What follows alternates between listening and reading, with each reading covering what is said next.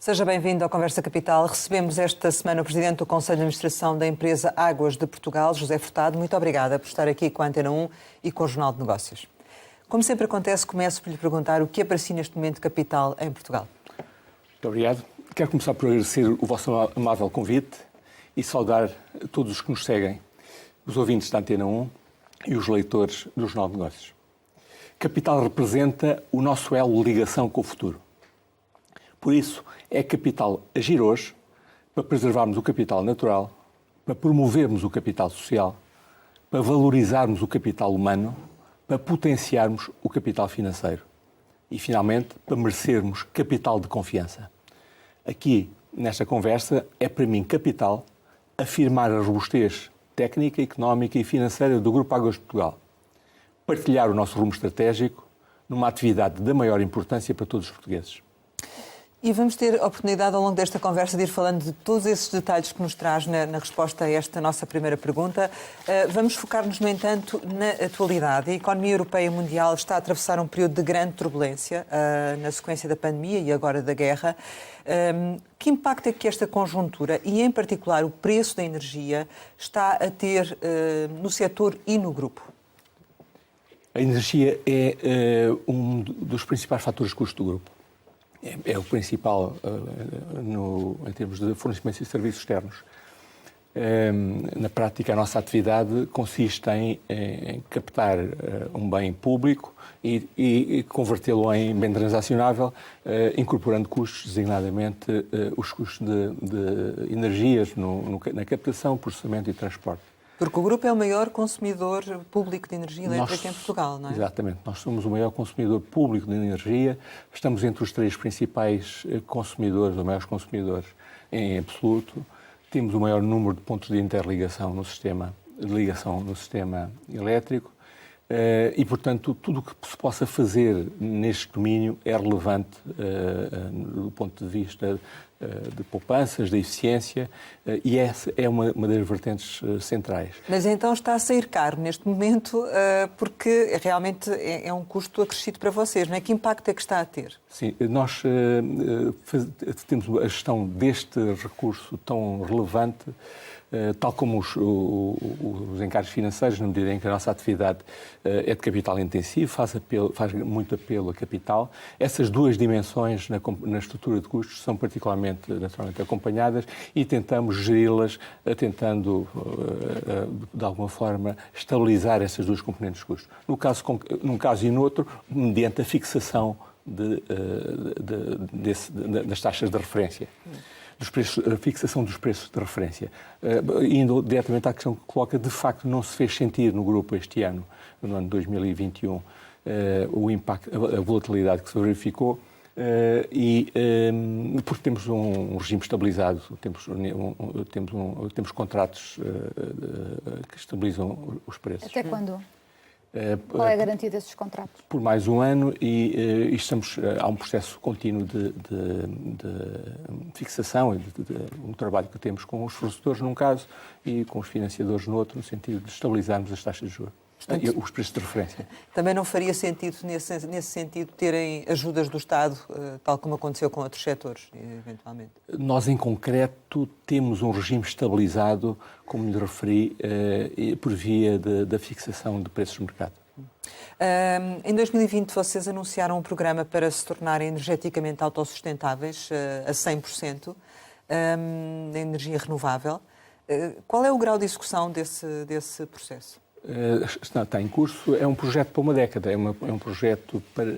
Não, o compromisso que temos é alcançarmos a neutralidade energética e carbónica no horizonte da década. O grupo é um grupo de 17 empresas, 3 empresas regionais, que correspondem a realidades muito distintas, incorporando as assimetrias do território. Portanto, temos situações muito diversas e algumas das empresas ainda no próximo triênio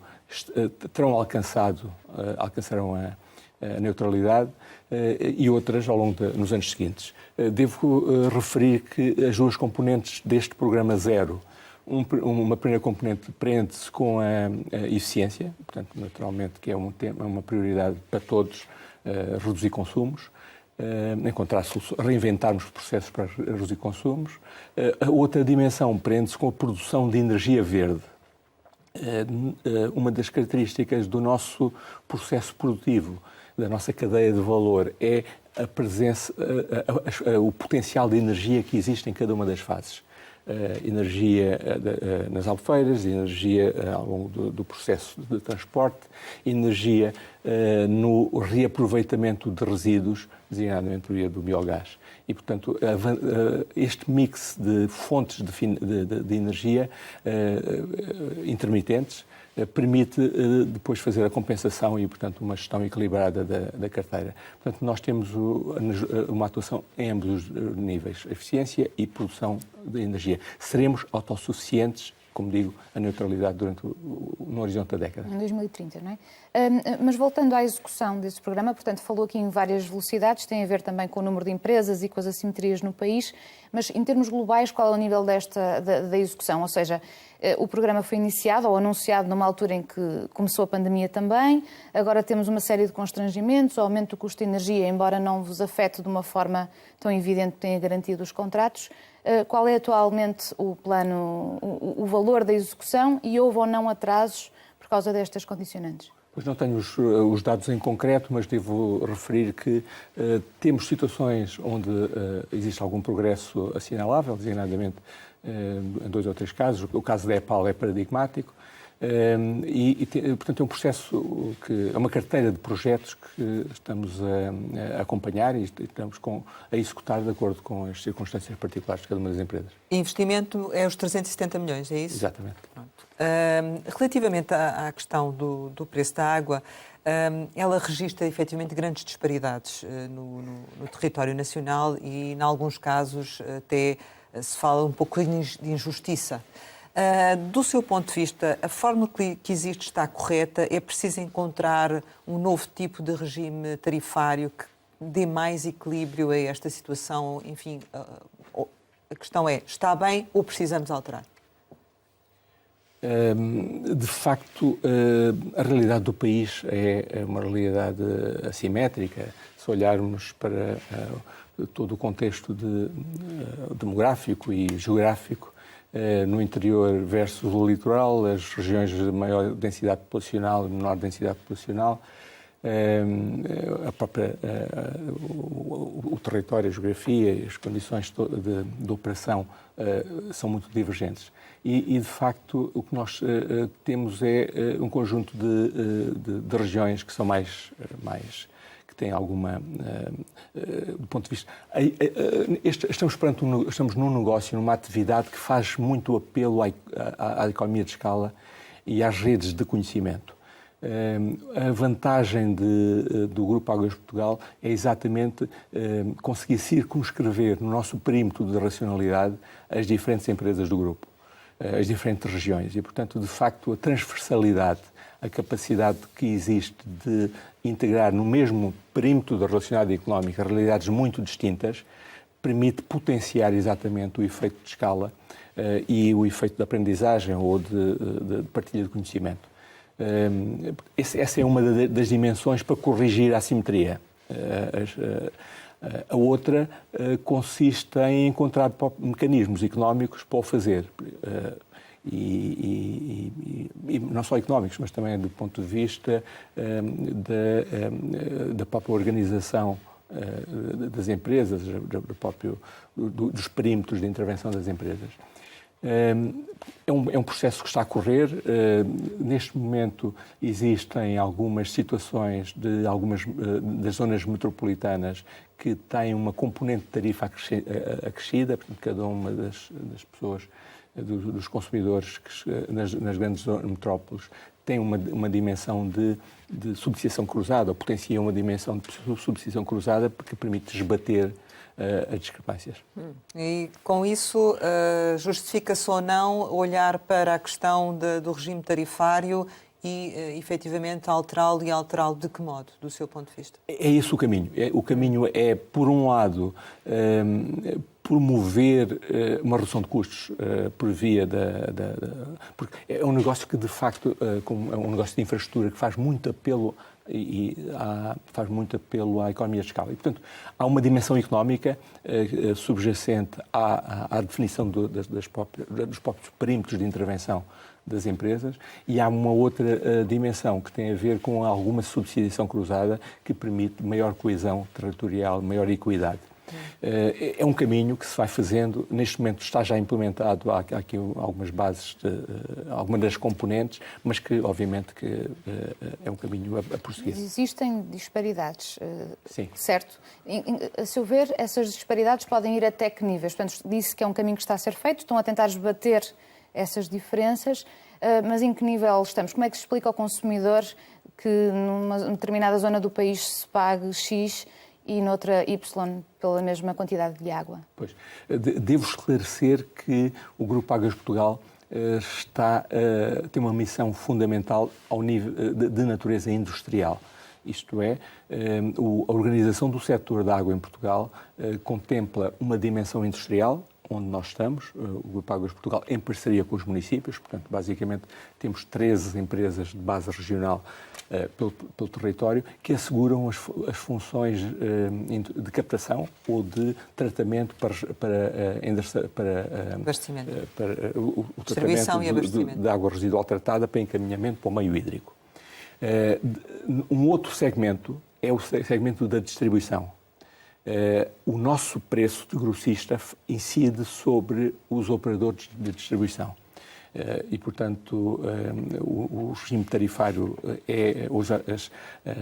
o regime tarifário já é mais circunscrito, na medida em que corresponde a 3 empresas. Não é? Depois, o setor da distribuição é que está mais atomizado, essencialmente concentrado em operadores municipais, portanto é uma competência dos municípios. Há um caso particular histórico que tem a ver com Lisboa, com a EPAL, e nós estamos presentes em alguns dos municípios, por iniciativa dos municípios, naturalmente, em que, em regime de parceria, estamos a colaborar com alguns dos municípios. Mas, de facto, a realidade que refere é verdade. Neste momento, a amplitude é grande. Essa questão pode ser associada de algum modo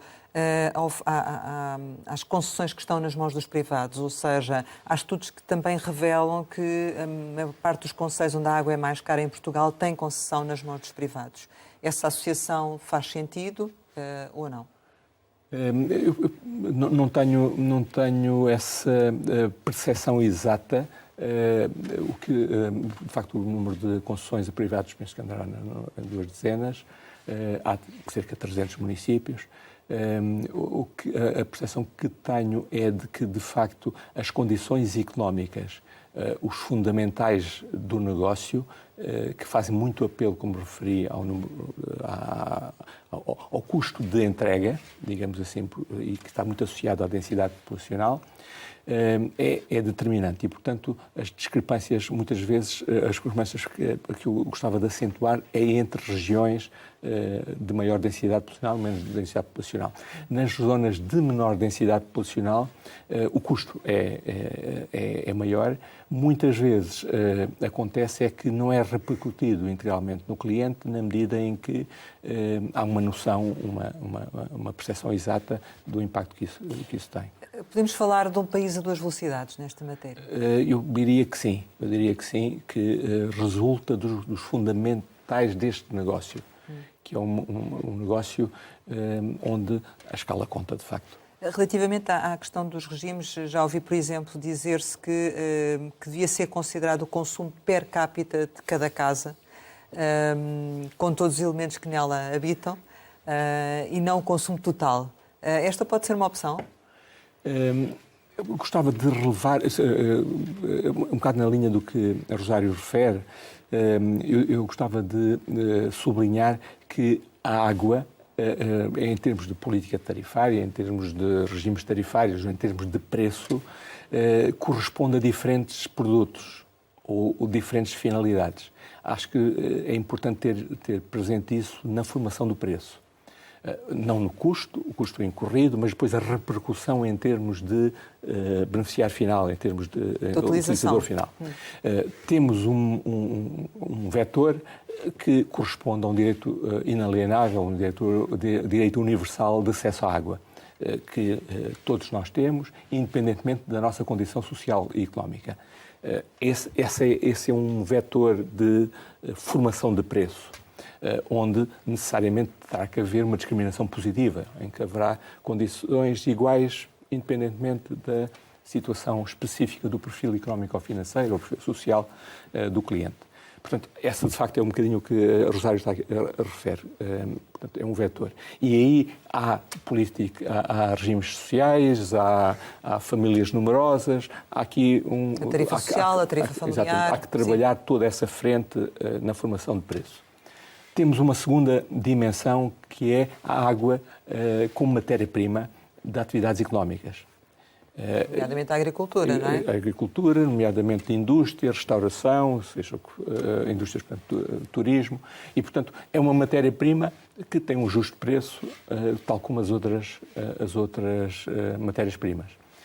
E eu diria que há um terceiro vetor a contemplar em termos de racional de formação de preço, que se prende com a utilização de água para usufruir, eu diria, ou até para desperdiçar. E, portanto, basicamente, as nossas piscinas, a forma como tomamos banho, tudo isso é uma terceira dimensão e que, portanto, não deve haver uma política transversal, uma política uniforme, porque estamos a falar de situações muito distintas. E no atual contexto de alterações climáticas, de escassez, de uma forma a nível mundial, o uso parcimonioso da água é um valor e os incentivos económicos por via do preço são um tema relevante. Um ingrediente Ou seja, se necessariamente temos menos água, temos que ter água mais cara?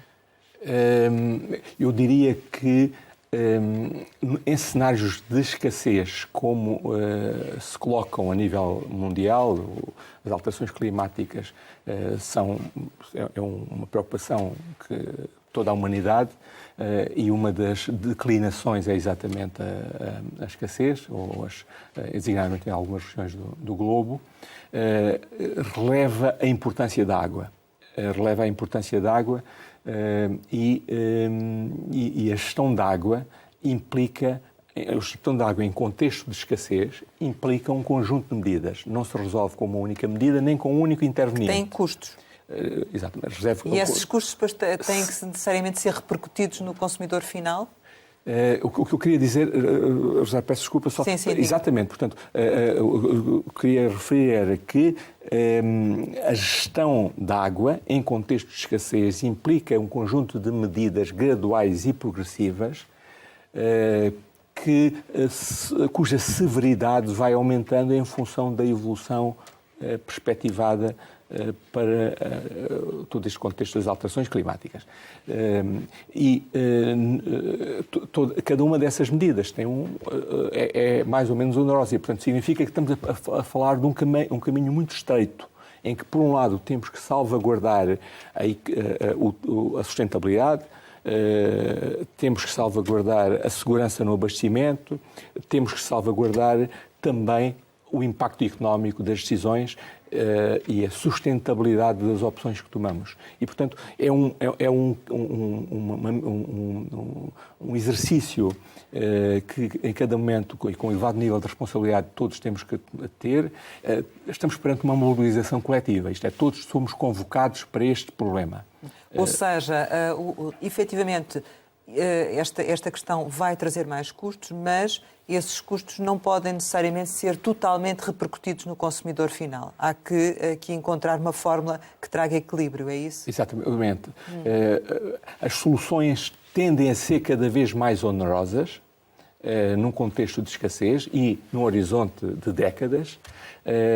Há que estar capacitado e estar preparado para acionar cada uma das medidas no momento certo, em função do risco associado, mas também das consequências que isto tem do ponto de vista económico. E a repercussão no cliente final deve ser feita de forma diferenciada, como referi há bocadinho. E, portanto, de facto, quem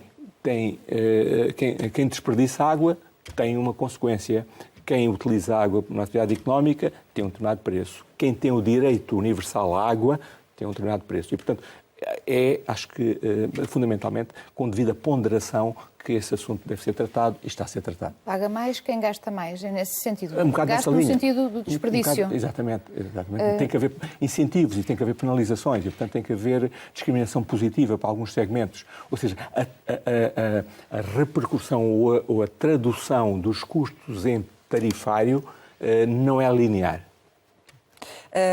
Qualquer das formas, nós estamos aqui com uma situação iminente, que é a seca em Portugal. E já ouvimos até governantes dizerem que ela não é conjuntural, em algumas zonas do país é mesmo estrutural e, portanto, vamos ter que nos habituar a conviver com essa situação. Em que medida é que, efetivamente, essa situação da seca já este ano vai trazer consequências, nomeadamente ao nível do preço? Não te vejo que tenha a repercussão ao nível do preço. Nem para vocês. Do custo. Portanto, no nosso caso, será em termos de custo, mas o que eu penso que estamos mais em termos na gestão da quantidade, isto é, do volume e da gestão criteriosa da água. E da introdução do acionamento das diferentes medidas com o envolvimento de todos os intervenientes. Em primeiro lugar, a sociedade está toda convocada para este desafio do uso parcimonioso da água. Em segundo lugar, as atividades económicas. É importante que estejam sensíveis à agricultura, ao turismo, estão, a seu ver? A agricultura, o turismo, a indústria. A seu ver têm estado? Penso que todo. Os últimos anos, o último ano em particular, de uma forma geral, a tendência que se tem verificado, há um interesse crescente de todos os agentes económicos sobre o tema, há uma preocupação crescente e, portanto, há uma sensibilização crescente relativamente a essa matéria, a necessidade de cada um de nós ter o controle sobre a utilização da água e a forma que as medidas que os operadores, o Estado Central, os municípios e todos em geral temos neste desafio. Há um caso particularmente interessante, eu posso nomear nas zonas, como todos temos noção, a sul do Tejo, temos as regiões mais, digamos assim, mais vulneráveis. E a nossa atuação, posso dar o exemplo da intervenção que estamos a fazer no Alentejo. Portanto, estamos a interligar as infraestruturas de rega com as infraestruturas de abastecimento humano para permitir que, em caso de necessidade, a primazia se estabeleça. Mas, fundamentalmente, ganha maior segurança o abastecimento humano. Isso é uma medida que estão a fazer para acautelar já o cenário que pode ocorrer no verão ou é uma medida, digamos, para futuro? Nós estamos a trabalhar em medidas estruturais. Certo. Não te vejo que haja a necessidade, eventualmente pontualmente em algumas regiões, de intervenções excepcionais. O quadro geral é de parcimónia, o quadro geral é de necessidade de uma gestão ativa do tema. Nesse sentido, eu gostava de sublinhar a intervenção que estamos a ter com os municípios, fundamentalmente, com o Estado Central, com as atividades económicas, no Alentejo, por exemplo, mas fundamentalmente gostava de particularizar o plano de eficiência hídrica do Algarve, que é um bom exemplo. No plano de eficiência hídrica do Algarve, aliás, tem cobertura no PRR. É isso que eu lhe ia perguntar. O Alentejo e o Algarve, essas medidas que está a falar, são as que têm cobertura no PRR? O do Algarve. O do Algarve. A intervenção no Algarve, portanto, no Alentejo estabelecemos já a interligação em torno do Alqueva e, portanto, que permite assegurar melhores condições de segurança no abastecimento. Relativamente ao Algarve, como referi, estamos perante a combinação gradual e articulada de um conjunto de medidas de resposta, com o envolvimento das diferentes entidades nacionais e locais. Em primeiro lugar, a interligação dos dois sistemas. Portanto, nós temos dois sistemas no Algarve, o sistema no Barlavento e no Sotavento. Estamos a fazer a interligação para ganhar flexibilidade. Estamos a tentar a ligação desses sistemas ao Guadiana, no Pomarão. E, portanto, significa que ganhamos maior resiliência nestes sistemas de abastecimento. E capacidade de dispor do meio para ir onde ele faz falta, com não é? maior flexibilidade, certo. E, designadamente, a ligação ao Guadiana. Depois temos uma outra frente importante que tem a ver com a eficiência hídrica. Basicamente é reduzir as perdas e essa é uma das frentes particularmente importantes que estamos a trabalhar e, em particular, eu diria que estamos, enquanto setor, umas vezes somos nós, outras vezes são os municípios, outras vezes vem-se consolidando a articulação com os municípios nesta frente. Essa era uma questão que queria colocar. Em que níveis estamos ao nível das perdas de água? Têm vindo a crescer, segundo os últimos relatórios da ERSAR? Continuamos a ter perdas avultadas de água quando estamos a abastecer? Pois, o referencial que penso que importa reter andará nos 30%. Um referencial nacional. 30%? Sim, e que, de facto, existe uma grande sensibilização de todos os intervenientes para este tema. E, de facto, eu devo destacar que os últimos 2, 3 anos vieram acentuar as nossas preocupações e, portanto, o tema das perdas é particularmente relevante. E esse tem baixado? Eu daria, em primeiro lugar, as referências extremas, digamos, porque são situações muito variadas. No nosso grupo, no Grupo Águas Portugal, temos um caso, Portugal tem um caso de excelência a nível internacional, que é a EPAL, e, portanto, a EPAL está com níveis de perdas na ordem dos 8%. É uma empresa que tem 150 anos, não é? E, portanto, tem um historial e um capital de conhecimento muito consolidado. Temos zonas do país onde andará nos 20%, em alguns, e algumas regiões, eu diria que estão localizadas, são situações particulares, onde, designadamente em regiões de menor densidade populacional, onde a intervenção requerida é mais intensa. Os municípios estão muito atentos a esse assunto. Penso que no âmbito do novo quadro comunitário de apoio, no 2030, haverá uma preocupação muito focada nesse assunto.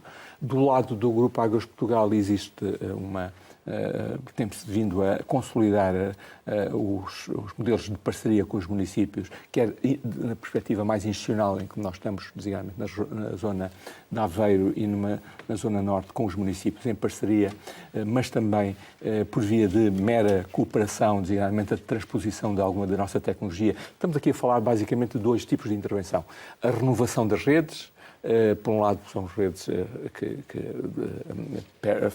que geram algumas perdas e, por outro lado, estamos a falar de intervenções mais no domínio da aceleração digital. Isto é, a sensorização das redes para uma intervenção imediata que quando há uma perda, não é? Temos informação e reagir. Só gostaria mesmo de fechar referindo que, como lhe disse, nós estamos centrados em alta, nós somos grossistas, o nível de perdas aí não se coloca, portanto, estamos a falar de 4%. Temos temos situações muito assimétricas na distribuição. Mas a vossa intervenção pretende fazer uma redução a que nível? Tanto esse projeto que tem relativamente às perdas, portanto, qual é a vossa intenção em termos de objetivo? Certo.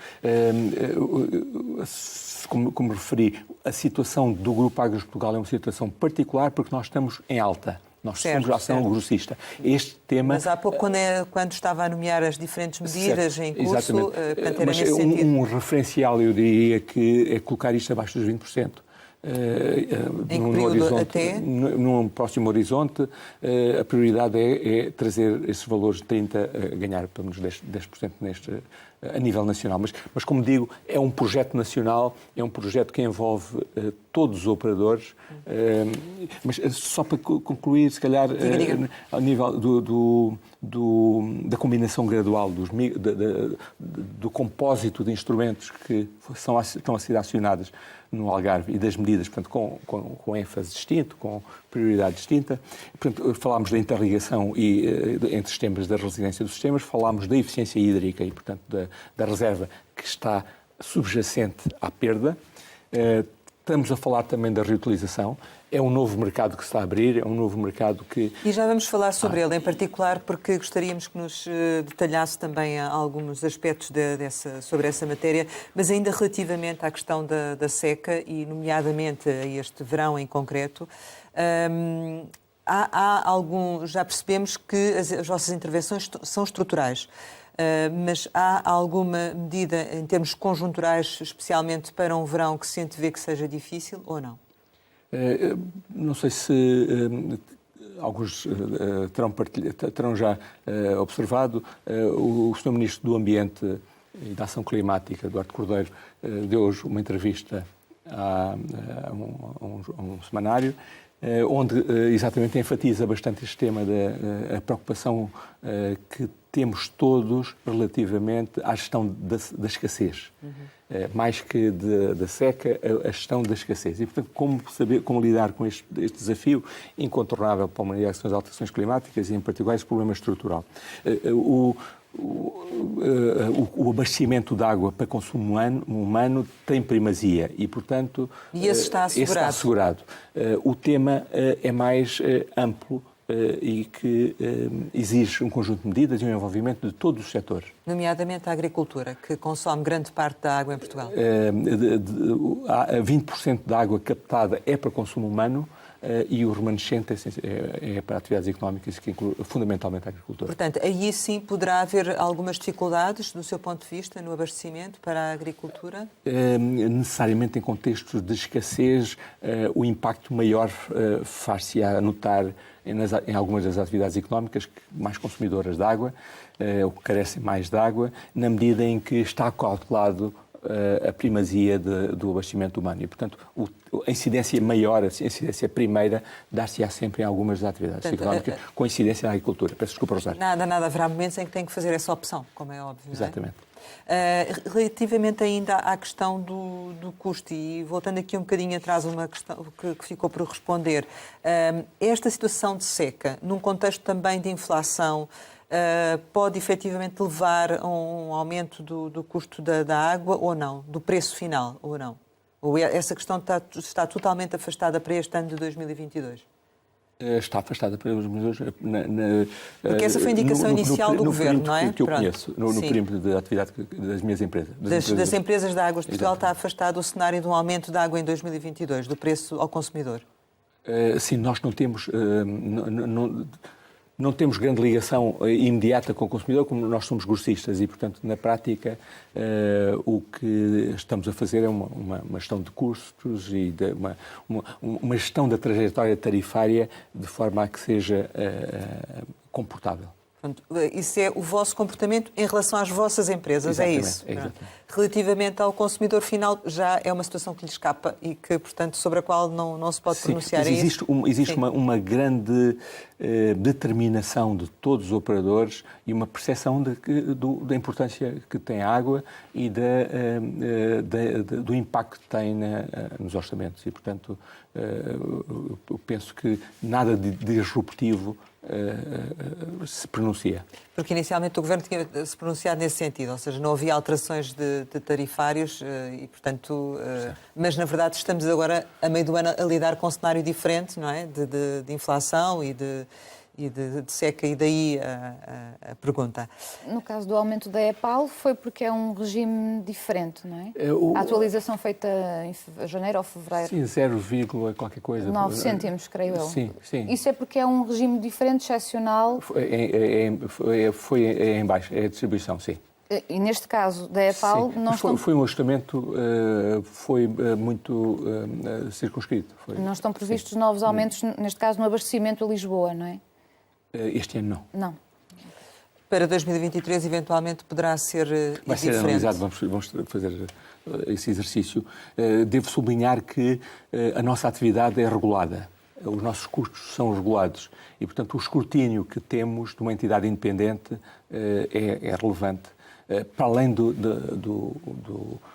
da consciência e da idoneidade que marca, que deve estar sempre presente na nossa atividade, na gestão de um bem precioso como a água e com implicações sociais que tem.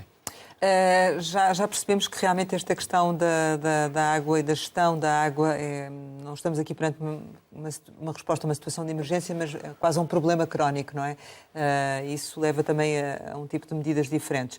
Relativamente à utilização das águas residuais tratadas, que forma é que tem vindo a evoluir este aspecto em particular, que acabará por ser certamente muito relevante no futuro, nomeadamente ao nível da agricultura? O Grupo Águas de Portugal foi constituído há 25, 30 anos com uma missão muito clara de assegurar, com duas atividades, a atividade de abastecimento de água e a atividade de saneamento de águas residuais. Havia que fazer a revolução industrial no setor.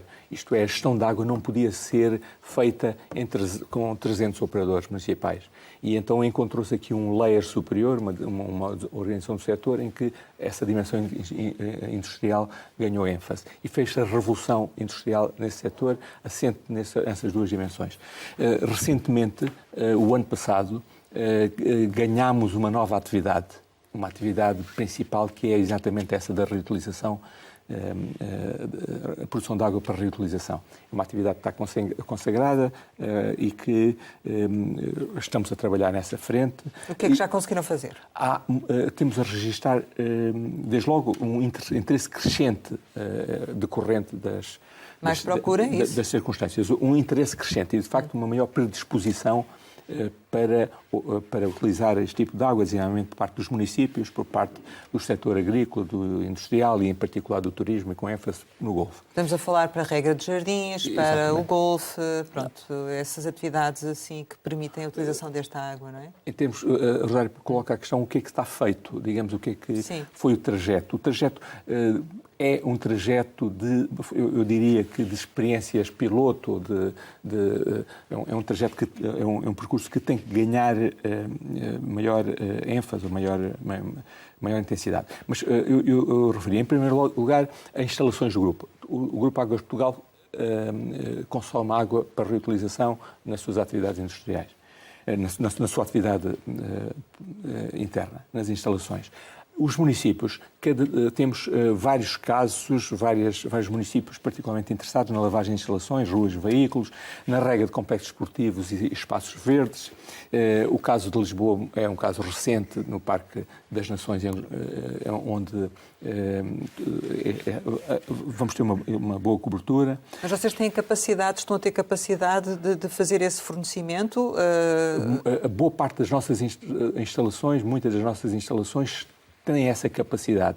O tema aqui é a infraestrutura, é como é que a terceira rede, que é fazê-lo chegar, é o problema do transporte, naturalmente. Certo.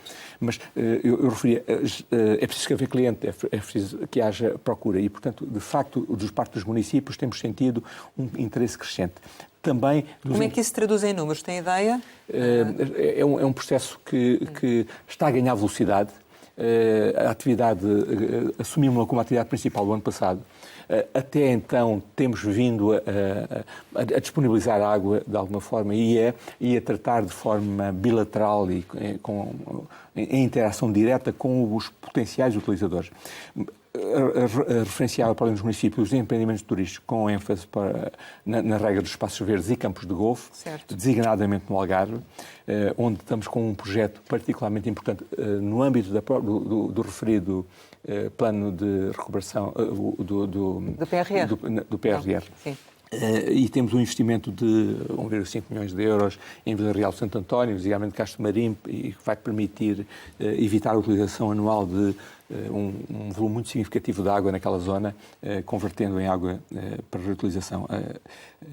Na indústria, os sistemas de climatização, temos alguns casos, não vale a pena referir os nomes das marcas aqui. No caso da agricultura, a rega de vinha, a produção de romãs, em particular no Alentejo, e depois há aqui uma dimensão de utilização da água que tem a ver com o suporte de ecossistemas.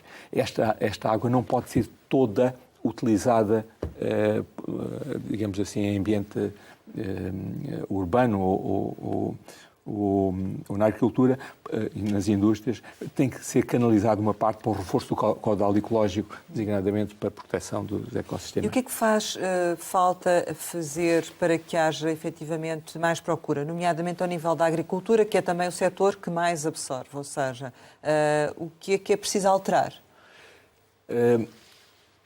Estamos perante um mercado, não é? O mercado precisa o mercado resulta do cruzamento de procura com oferta em simultâneo, todos ao mesmo tempo, assenta em infraestruturas e requer um quadro normativo legal. Portanto, tipicamente, qualquer que seja o mercado, são os pressupostos para o funcionamento do mercado. Do lado da oferta, de facto, existe capacidade. Do lado da procura, há uma procura crescente.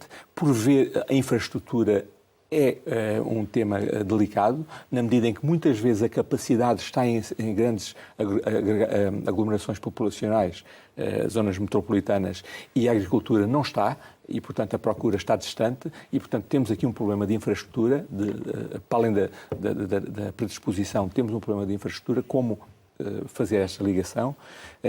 Temos um problema, muitas vezes, de normativos, onde a questão da segurança é fundamental e, portanto, significa que não pode haver o menor risco do cruzamento de redes e, portanto, significa que há questões sensíveis. O próprio tratamento da água residual deve observar os parâmetros mais exigentes de saúde pública, para algum acidente que exista. Portanto, este é E o custo? É que sai mais caro utilizar esta água ou menos? Há bocado referi-me, no caso concreto da agricultura. A agricultura, de facto, esta água, há aqui um tema a ser tratado e que tem a ver com o custo atual da água em muitas zonas da agricultura e o que implica este custo. E, portanto, há aqui a gestão do preço... Sai mais caro esta água residual tratada do que a água normal. Claro, exato. É um facto. Mas, como referi há bocadinho, estamos num setor onde a repercussão ajusante dos custos não pode ser linear e, portanto, significa que a gestão do tarifário é um assunto particularmente crítico. Nomeadamente a este nível, essa discussão deve ser feita, não é? Exatamente. Estamos a trabalhar nesta questão, o Grupo de Águas de Portugal está a trabalhar nesta questão, porque, por exemplo, no ano passado se verificou uma descida, uma diminuição do volume de águas residuais tratadas, de acordo com o vosso relatório de atividades, houve uma descida significativa até. Algum fator que explique... Não consigo identificar nenhum fator, nenhuma explicação que seja estrutural ou que tenha a ver com alguma alteração significativa do modelo de negócio. Contanto que há para fazer nesta área da gestão da água, acha que deveria haver mais apoio comunitário? O PRR deveria ter mais projetos para este nível e não se focar apenas no Algarve e no Alentejo, ou nem por isso? Eu conjugava o PRR, até por são quase... PRR, REACT, Fundos Comunitários, 2030... Eu usaria a formulação de fundos estruturais, porque de facto estamos um bocadinho em cima com as formas de financiamento quase sobrepostas, não é? Portanto, a PRR temos agora... Então os outros compensam o PRR, é isso? Está-se a operacionalizar agora o PT 2030, não é? E, portanto, numa fonte ou noutra.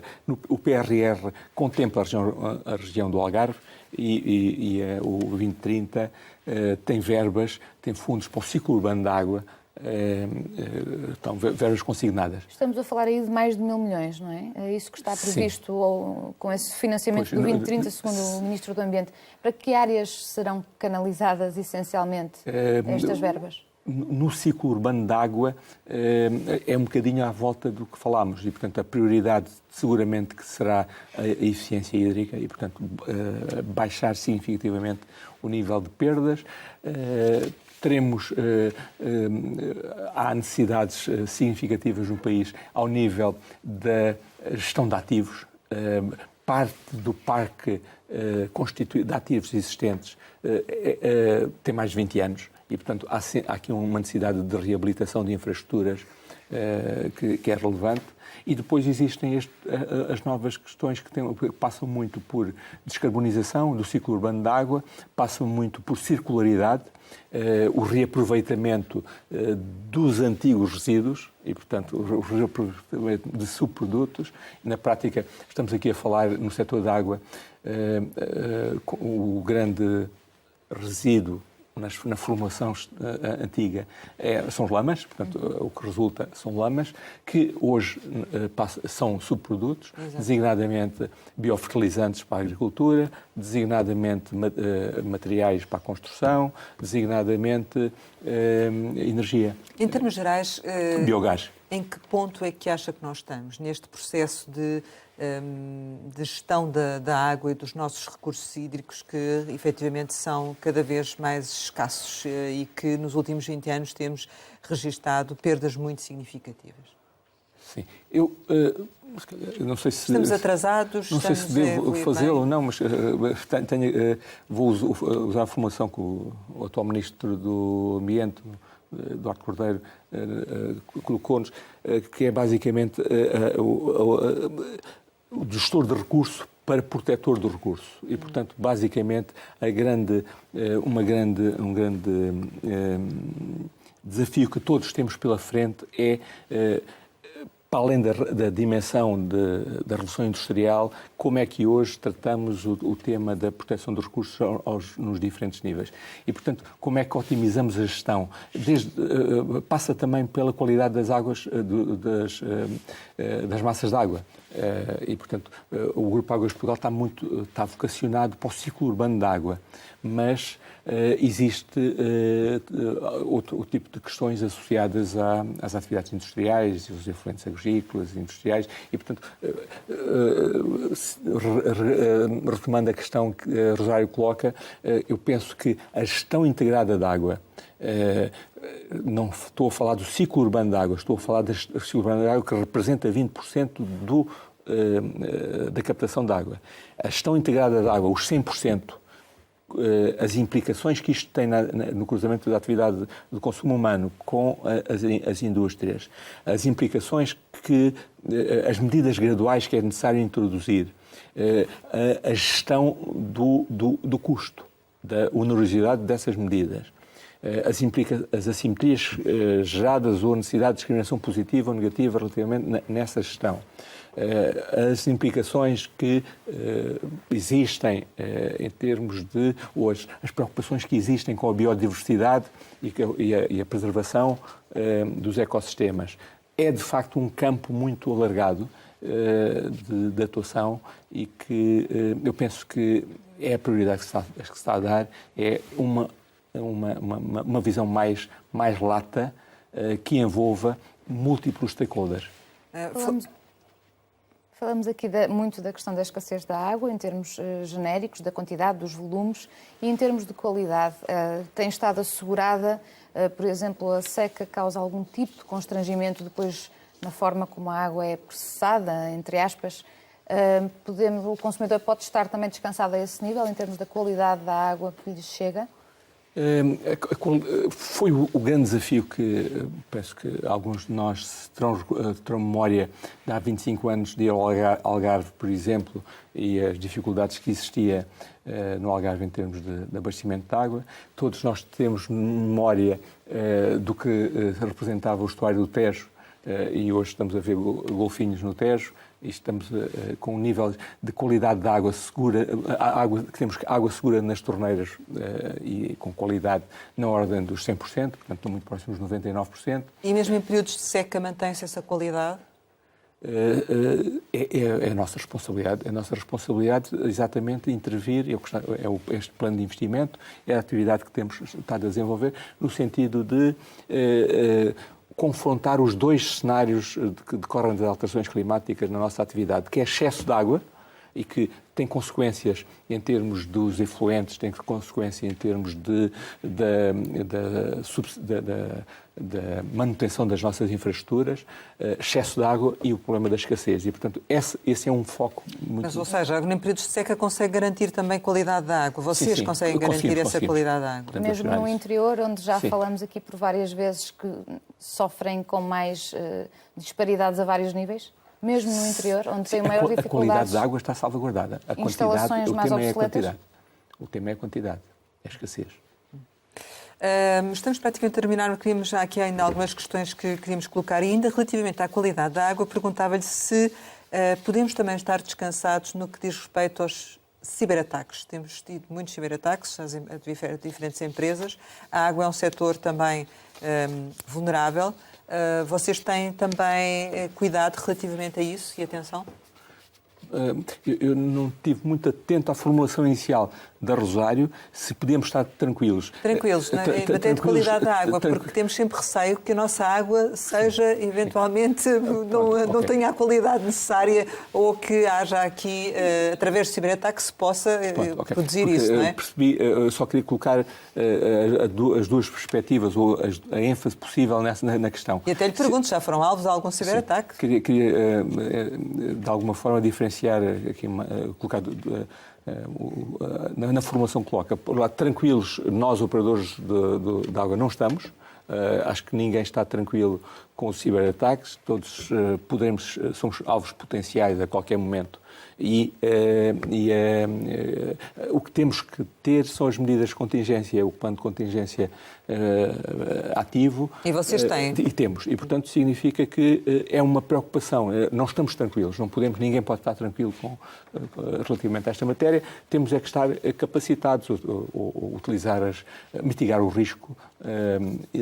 E agora, outra ênfase na pergunta, se podemos estar tranquilos relativamente ao abastecimento, eu penso que sim. Aí sim, porque, de facto, não te vejo que haja qualquer perturbação no fornecimento de água decorrente dos ciberataques. Até agora não aconteceu? Sim. Até agora não aconteceu? Não. Há uma questão que a Associação das Empresas Portuguesas para o Setor do Ambiente apresentou o ano passado uma queixa junto da Direção-Geral da Concorrência Europeia e alegou que a existência de ajudas de Estado ilegais, bloqueios à atuação dos privados no setor e disse mesmo que havia um crescimento desmesurado da empresa Águas de Portugal com a criação de entidades gestoras dos sistemas multimunicipais sem concurso público. Já foram notificados deste processo? Já sabe alguma coisa sobre o que aconteceu relativamente a este processo ou não? Não. Não. Os temas... Não queria ir por aí, porque os temas de delimitação de fronteiras entre público e privado é uma matéria de foro político. Os temas de propriedade do capital das empresas é um tema do foro dos acionistas. O tema enquanto gestor e pelas funções que desempenho, não me cabe pronunciar sobre essas matérias. Posso passar o testemunho que, enquanto que, pela minha vida de há 30 anos como gestor de várias empresas e em vários setores, posso passar o meu testemunho relativamente a esta atividade. Esta é uma atividade que tem uma particularidade notável, que é o facto de ser a ênfase que temos que colocar no consumidor é igual à ênfase que temos que colocar no cidadão. Isto é, a generalidade das atividades económicas, a responsabilidade social é uma responsabilidade acrescida. As externalidades acrescentam ao core business. Na nossa atividade, confundem-se. Isto é, a preocupação que temos em levar a água à casa das pessoas é igual à preocupação que temos em salvaguardar os serviços de ambiente. E significa que, num contexto de tanta mutação, com tantos desafios,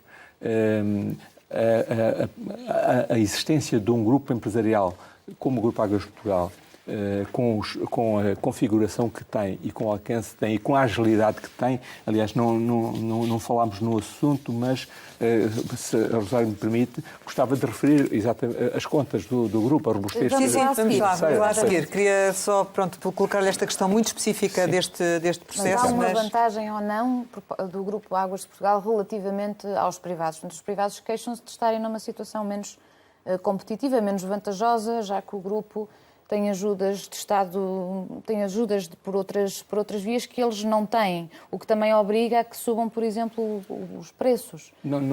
Entende que estamos aqui não penso que estejamos perante essa... Operam ao mesmo nível no mercado. Temos essa realidade. Nós, o Grupo Águas de Portugal, tem uma missão industrial. Ninguém mais tem. Portanto, não há privado nenhum que tenha essa função com a amplitude que o Grupo Águas de Portugal tem. E, portanto, de âmbito nacional, nós temos uma responsabilidade de, independentemente da região do país, poder assegurar, poder trabalhar com os municípios no sentido de que a captação de água ocorra e o tratamento dos efluentes também. E, portanto, do ponto a questão não é com as Águas de Portugal, a questão é com as empresas do Grupo das Águas de Portugal. Eventualmente o que se está a falar é ao nível da distribuição, porque os concessionários privados estão essencialmente na distribuição. Na distribuição e o tema que, embora não esteja ciente do alcance, não esteja... Não considero que seja relevante o tema. Quais são as perspectivas para 2022 em termos de volume de negócios da Águas de Portugal? O nosso volume de negócios está relativamente estabilizado. Infelizmente, o nível de natalidade não é elevado. E o nosso nível tem pouca flutuação. Estamos com 725 milhões deste ano. O ano passado tivemos pouco menos e para o ano teremos pouco mais. E, portanto, andará nos 725 milhões de euros. Mas vocês tiveram lucros em 2021? Felizmente, de facto... A que se deve esse desempenho? É um requisito necessário e suficiente para desenvolvermos a atividade. Ter resultados positivos. Penso que... Houve um aumento de 6%. Sim. O que é que explica o aumento dos lucros? Foi muito por via das nossas políticas de fixação de preços. Em concreto, estou-me a referir à taxa de juros. Temos preços controlados no que respeita à taxa de juros. Negociámos alguns contratos até final da década e, portanto, conseguimos beneficiar da curva de taxa de juros. E 22 terá também um crescimento idêntico, 6%? Sim, não diria que não posso antecipar referenciais, mas posso assegurar que a nossa situação económico-financeira é sólida e estável e que isso é um pré-requisito para cumprir a missão de serviço público que nos está cometida. O grupo gera meios libertos necessários e suficientes para desenvolver a atividade, realizar o programa de investimentos e liquidar os financiamentos.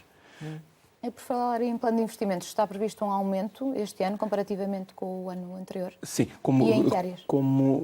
Penso que não particularizamos, mas de facto estamos numa segunda vaga de investimentos. Houve uma vaga de investimentos que eu referenciei ao nível da infraestrutura há 20 anos, 25 anos, e estamos perante os novos desafios que se prendem exatamente com as alterações climáticas, a resiliência, a descarbonização, a circularidade, a eficiência hídrica, é uma nova vaga de investimentos. Essa nova vaga de investimentos já se materializou em 2021, na medida em que houve um aumento de 25% relativamente a 2020, no volume de investimentos. E para este ano?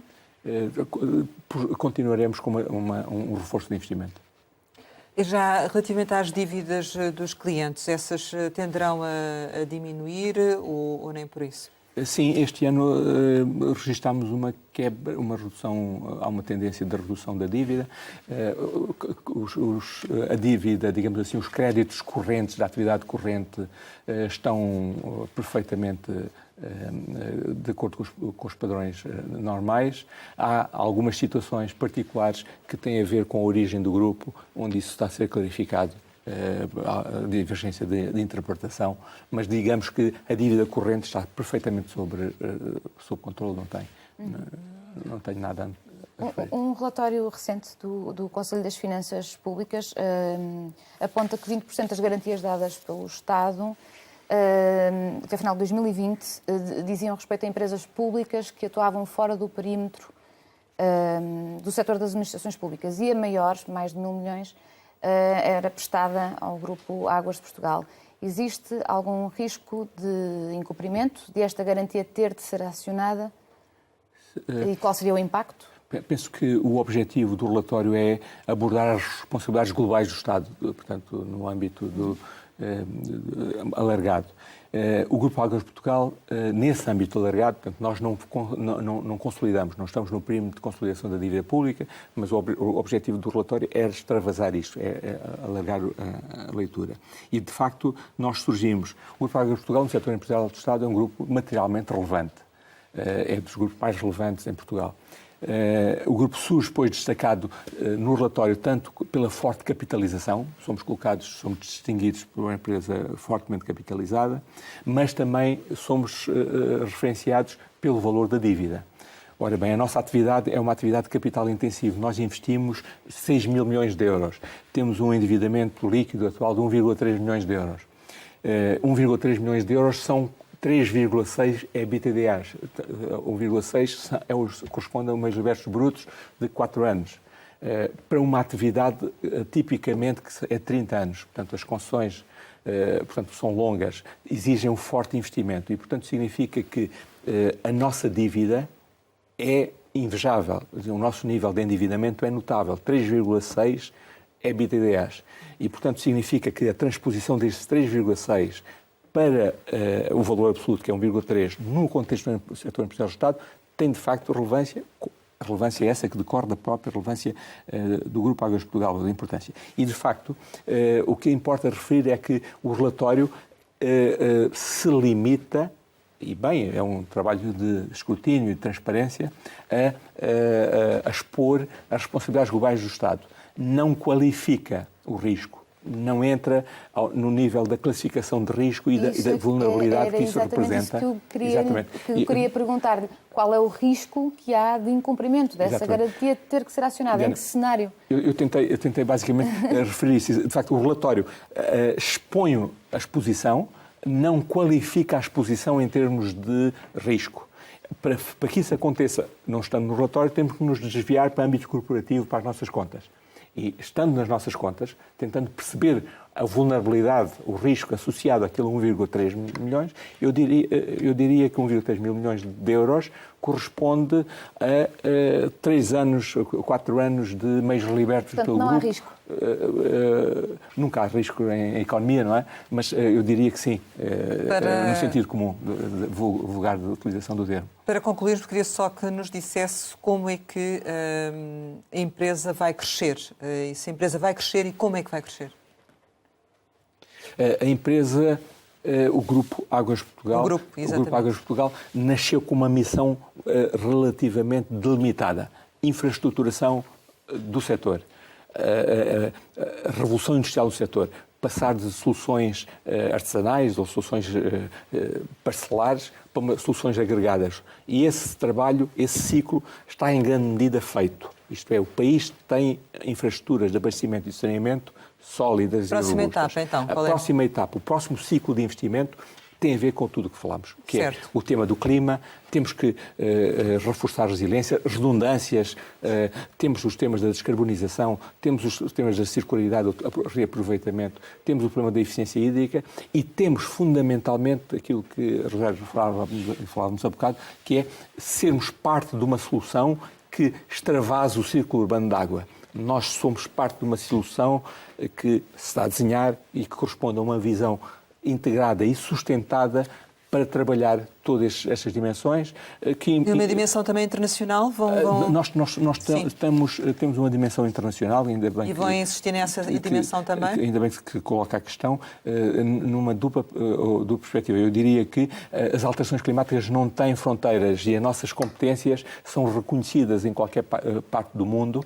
Somos o principal parceiro do Banco Mundial num programa que eles têm, que é Utilities of Future, Operadores do Futuro. Somos nós que fazemos o coaching internacional em múltiplas geografias. Sempre que há alguma crise internacional, somos um parceiro que vai a Beirute ou ao Afeganistão e, portanto, temos essa ligação internacional. Devo confessar que não temos vocação para constituir ativos. Certo. Isto é, o nosso foco é em Portugal e, portanto, sempre que se está em causa gestão, assessoria, questões de delimitado envolvimento financeiro, estamos disponíveis para colaborar. Ter operações internacionais no sentido de constituir ativos no exterior, temos alguma parcimónia na medida em que isso envolve a mobilização de recursos para fora do país. Chegamos ao final e, como habitualmente, costumamos lançar algumas palavras para uma resposta rápida. A primeira é Quelimane. Quelimane é a terra onde nasci. Isqueté.